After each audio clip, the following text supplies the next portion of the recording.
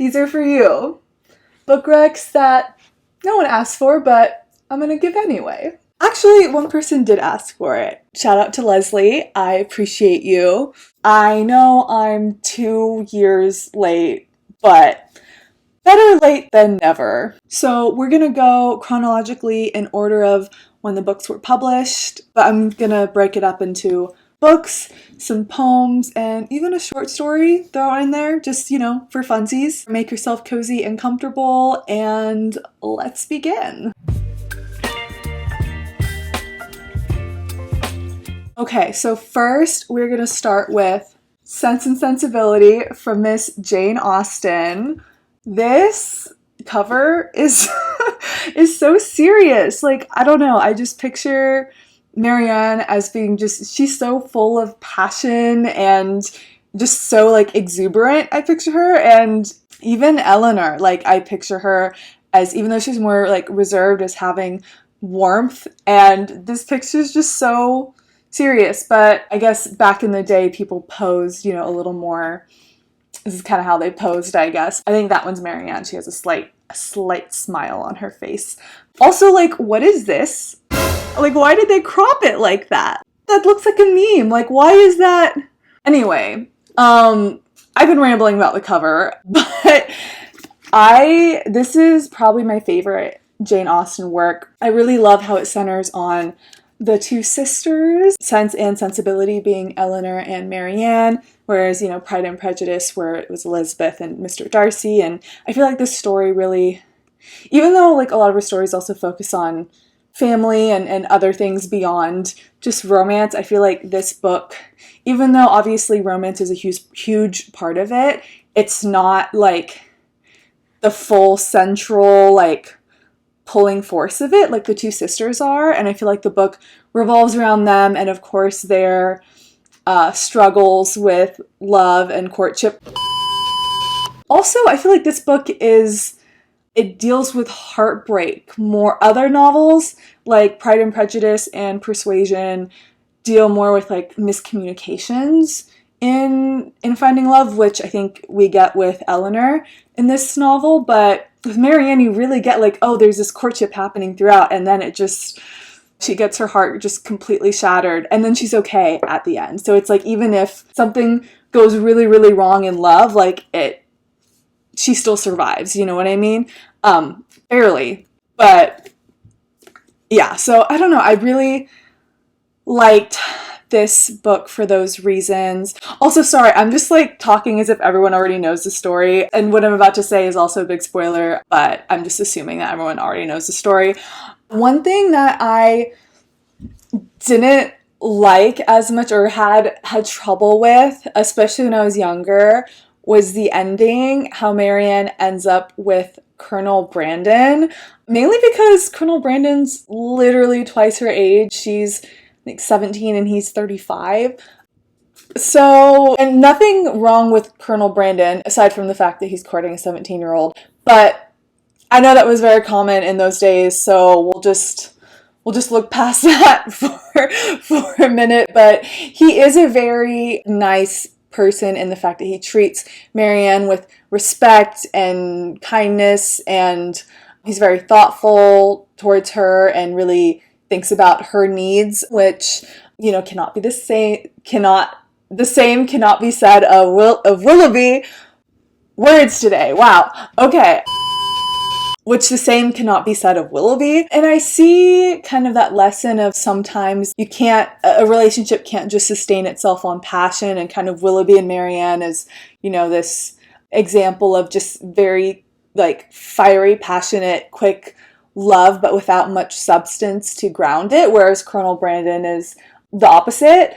But both of those things aren't mutually exclusive either. Like, you can have a partner that you're excited about and attracted to, and also one who's like a decent human and like treats you well and respects you. Like, I feel like those aren't like mutually exclusive things. Like, those can go hand in hand if you find the right partner. I do really like how she grows to have gratitude for him and appreciation, because as I said, like, he is a very like good guy, but gratitude and appreciation doesn't always translate into love and attraction. When I was younger and I'd watch the film, like that ending always really bugged me. I think also because they made it seem like such a happy ending. I'm like, I don't feel like this is a super happy ending. It is a happy ending for Eleanor. It's happy that they all live together, which is great that the sisters are together. That's a happy ending for them.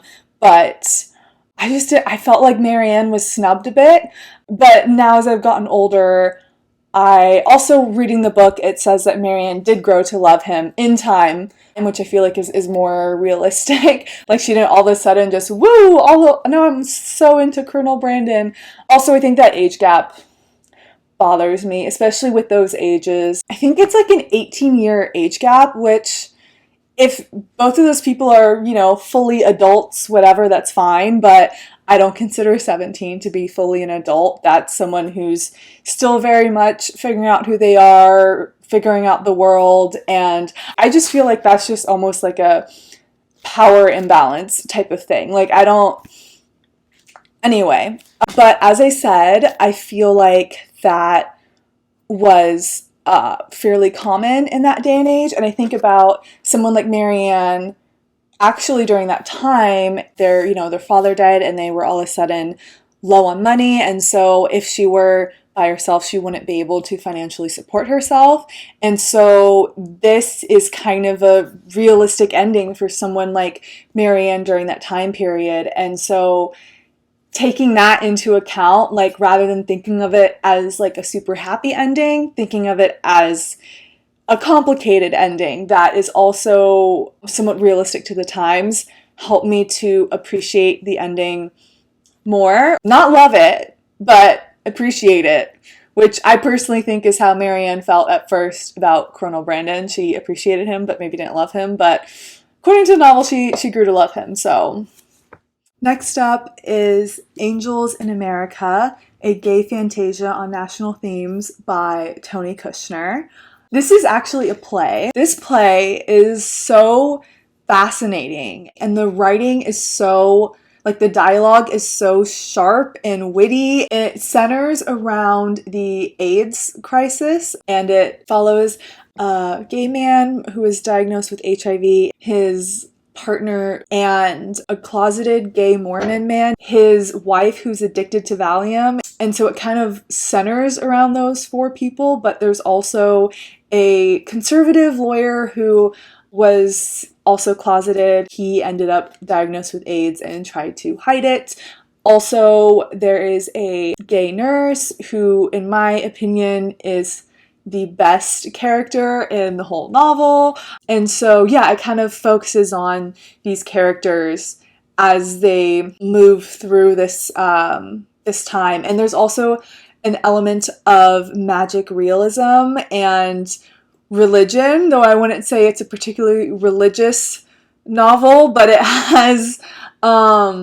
it does have this kind of like supernatural aspect to it with angels. It's called Angels in America. But yeah, I would not say that it is not a traditionally religious book. There's a lot of sexual undertones also with the religion and angel stuff. So yeah, it's a really, really interesting play, and there's a lot of stuff in here. There's sexuality, political themes, mortality, race, discrimination, dealing with change. Yeah, I think it's a very important play, and the dialogue's incredibly written as well. Next book is Bad Indians, a tribal memoir by Deborah A. Miranda. This book is, wow. This book is basically California history from the 1800s on, from a Native American perspective. It's a collection of poetry, newspaper clippings, anthropological recordings. It has voices from her own voices from other Native Americans, from the missionaries, from the colonizers, it has historical artifacts from every section, and because of that, some of it is also it's hard to read because it basically, depicts what happens in colonization. That being said, just a little content warning. This does include, it talks about sexual violence, attempted genocide, both physical and cultural, of a people, and all that comes with that. It doesn't sugarcoat it. There are some newspaper clippings and letters from racist white people in power, and it reflects the language of the times. There's also just the basic concept of it is very emotionally heavy, but I think this book does an incredible job of stringing all these different stories together, and also she responds to a lot of them and interweaves her own story into them. It kind of also ties in her identity and also how she relates to her ancestors and also her own sexual assault that happened to her. Ultimately, this book is about the importance of storytelling in cultural survival and resistance. This book is enlightening, it's enraging, it's beautiful, it's heartbreaking, it's brilliant, and I think it should be required or at least recommended reading for anyone in California. Also, Bad Indians is like it doesn't actually mean bad Indians. It's a reflection on the prejudice that Native Americans faced. So it doesn't mean that seriously, like, oh, Indians are bad, obviously. But just wanted to say that to clarify, just in case that anyone saw that title and went, oh, yeah, anyway. So the next book I have for y'all is The Roundhouse by Louise Erdrich.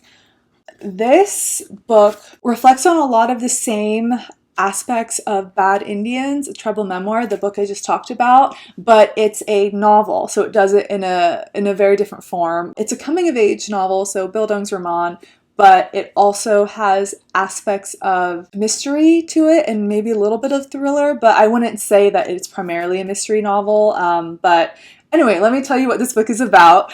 It's about a 13-year-old boy whose mother is brutally attacked and sexually assaulted, and kind of how it affects him, his family, his father, and it turns into this novel of him and his friends trying to find out and hunt down the person who did this and why. There's a lot of stuff in here besides just that, but that's kind of the core story. So it does have heavier topics. It goes into sexual violence, the aftermath of it. There's also some domestic abuse in here as well, and sexualization of women, especially Indigenous women.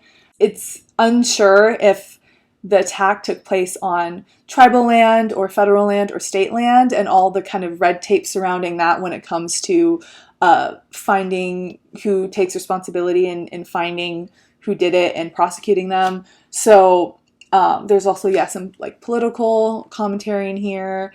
There's also themes of cultural oppression, but also it's, as I said, a 13-year-old boy and his friends. There's lighthearted to it at points as well when him and his friends are joking around. There's Star Wars jokes. There's also dick jokes and stuff like that. So it's an interesting combination of things, but I think it makes a lot of sense. This 13-year-old boy is learning about and coming into his sexuality. He's learning about masculinity and some of the more harmful ways that it manifests, and how the sexualization and objectification of women, how that hurts certain women in his life, including some of it through his own doing. I will say that there is, like, the protagonist, there is some sexualization of women on his part, but it gets flipped on its head later on in the novel and helps with his character development, so I give it a pass.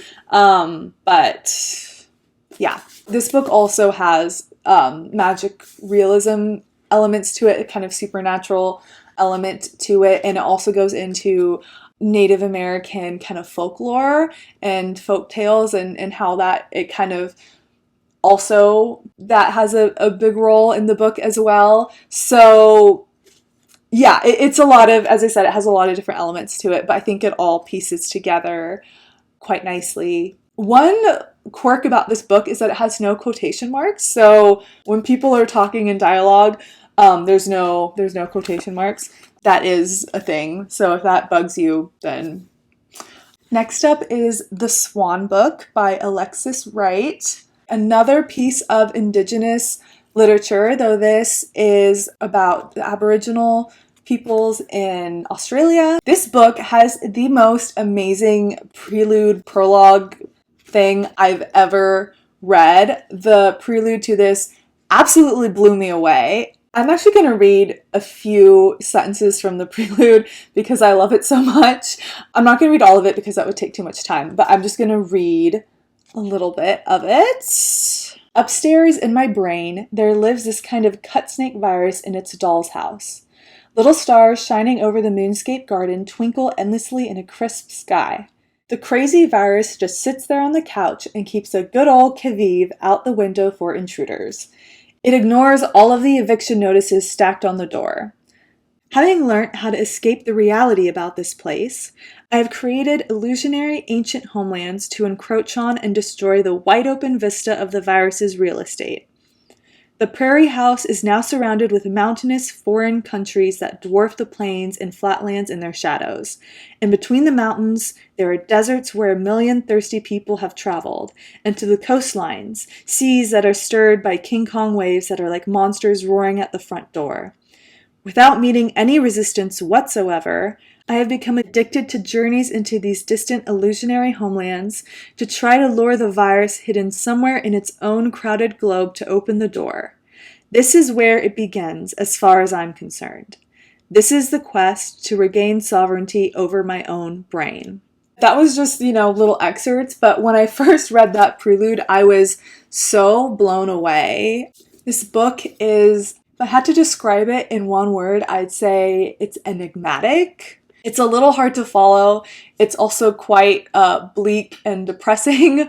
Definitely a dystopian. This book is about a character. She's a young mute girl. She's mute because of a sexual violence that happened to her when she was really young. It takes place in futuristic Australia. The world's kind of been ravaged by climate change. Aboriginals are still here on the back it says, in a dystopian Australia, with Aboriginals still living under the intervention in the north of the country, in an environment fundamentally altered by climate change, the Swan book tells the story of a mute young woman, Oblivia. This book also has magical realism aspects as well and kind of goes into Aboriginal folklore. I'd say that this book is more about the themes and the messages and the writing and the prose rather than the plot. There is plot, but it's not I wouldn't say it's a plot-centric book. As I said, I think it really focuses on this kind of bleak but still dreamy dystopian world. And if you like your writing clean-cut, straightforward, plot-driven, then you might find this book to be a little frustrating because this book is not that. But I think it's a very beautiful book and a very important one. If you like your books that are a bit more mystical, a little harder to decipher, kind of leaving room for interpretation, then that's kind of, I think, what this book is. I would say just the prelude alone even places this book in favorite literature that I read for my English degree. So, yeah. And then our last book is Here by Richard McGuire. This is such a fun, cool book because it is like a comic type of book. And it basically is this, let me find a better. It is a room, like a living room in a house. And it goes through this space throughout all of time. So different people living there, different time periods, but also it goes back like prehistoric, goes to the future, it goes to like when it was before it was developed as a house, and there's another house around across the way. And then it also has this thing where it cuts to other moments in time as well. So this will be like one full, spread, and you can see there's a fire happening at the house across the way, which is telling the history of that house. 1783, it has the dates on it. And then this is 1989, and they're in this room because this house has now been built in this time frame. Here is the space in 2113. It's all underwater because our planet's heating up. And then in 1962, there's an elderly woman talking about how she's losing her hearing. And then in, 1994, there's a younger woman saying, "Shit, I lost an earring." Here is them building the house. It's all in 1907, but different days as they're building the house. Yeah, it's a story of this particular cube of space and all the stories that it has to tell and share. A lot of the books that I've talked about have been quite heavy, and I'm not saying that this book isn't deep, but it's a little more fun than the other books that I've talked about. So yeah, a little lighter.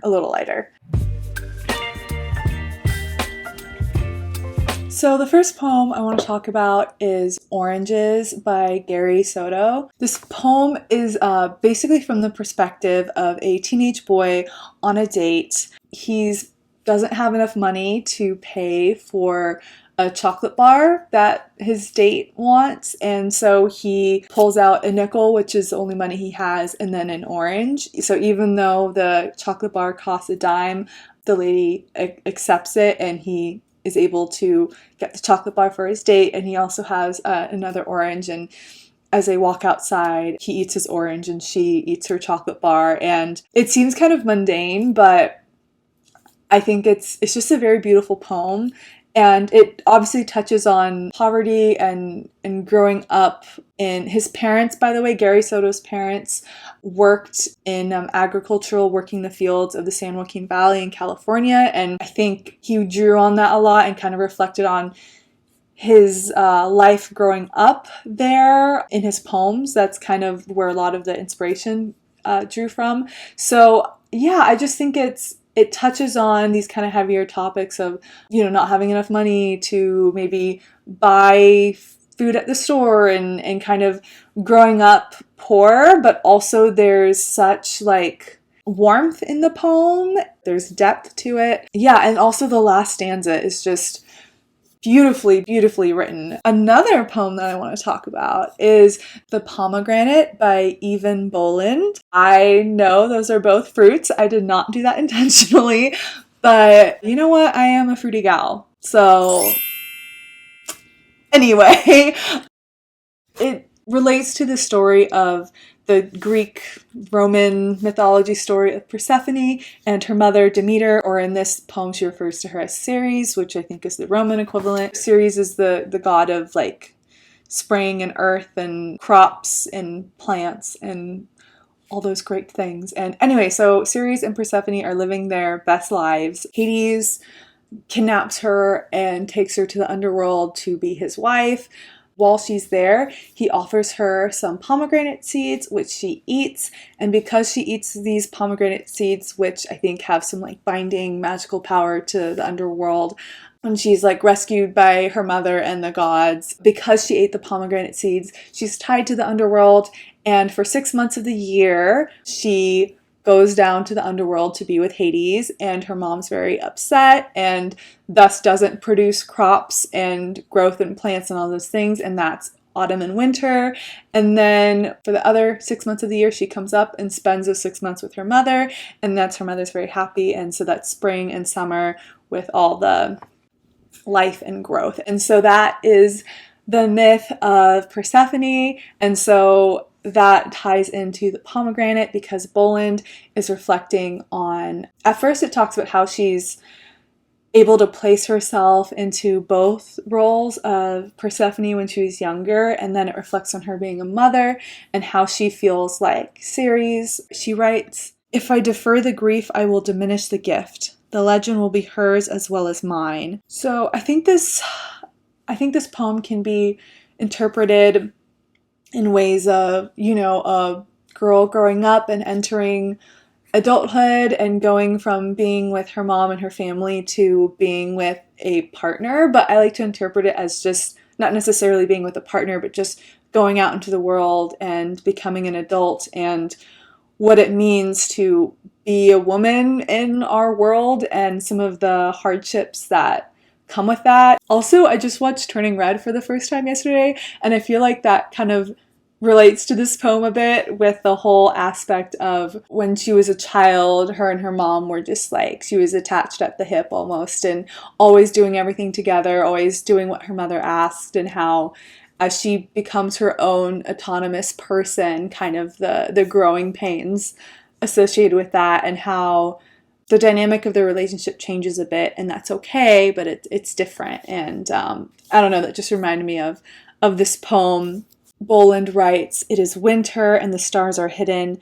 I climb the stairs and stand where I can see my child asleep beside her teen magazines, her can of Coke, her plate of uncut fruit. The pomegranate! How did I forget it?" As her daughter's in her teenage world, and that is the winter for her, where Persephone's in the underworld.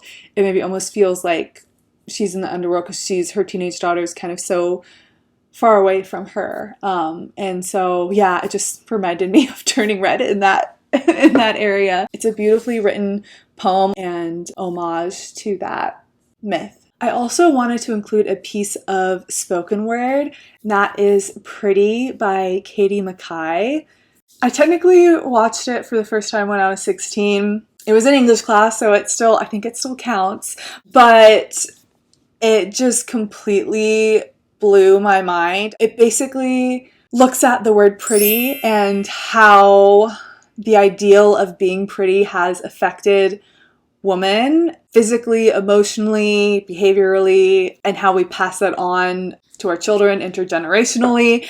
And I think it was my first real exposure to that notion. And this was back like before 2016, before Me Too, and before all of that really took off. I know that now a lot of the messages in the poem wouldn't really seem too revolutionary because a lot of it has already been talked about and is frequently talked about, but I still think that the poem and her delivery is just so powerful. I still definitely recommend it. She also kind of plays on how pretty is both adjective and a noun, and so she kind of like plays on that a bit too, which is really fun. And it's just it's powerfully written, powerfully performed. Like it's just a great piece, and I think everyone should watch it. And yeah, I don't know, it's wonderful, and it blew me away as a 16-year-old, and I rewatched it the other day and it still blew me away. So it holds up, and yeah. I will have a link to that in the description. And we're almost done. I just wanted to throw in a short story that I really liked, because why not? So that is Happy Endings by Margaret Atwood. You might know her as the author of A Handmaid's Tale, which was great, amazing dystopian. But she also wrote this short story, and it is fantastic. So it starts with these 3 lines. John and Mary meet. What happens next?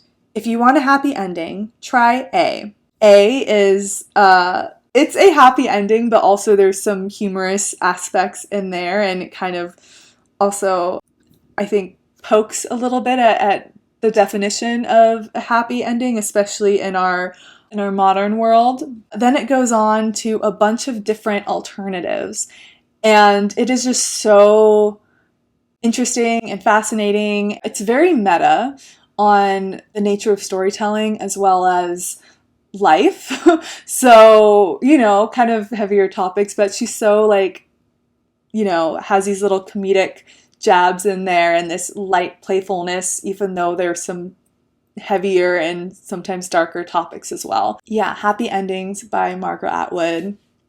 Would recommend. It's just a few pages, so it is a short story, and it is a fascinating one. And that is it. Thank you so much for watching. I hope you enjoyed the video. I hope you enjoyed the recommendations. If you end up reading any of the texts that I mentioned, let me know what you think in the comments. And yeah, peace out. Here by Richard. Anyway, it just reminded me of that.